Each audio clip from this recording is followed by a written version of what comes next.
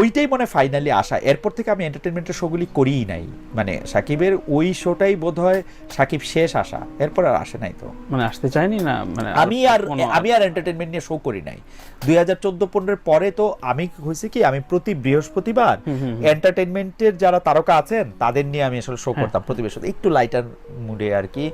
তো 2015 পরে এরপরে যে 4 বছর, সে 4 বছর তো আমি এন্টারটেনমেন্টে কোনো শোই করি নাই। সেই সময় শুধু সেই সময় না, তার তো অনেকই পরে।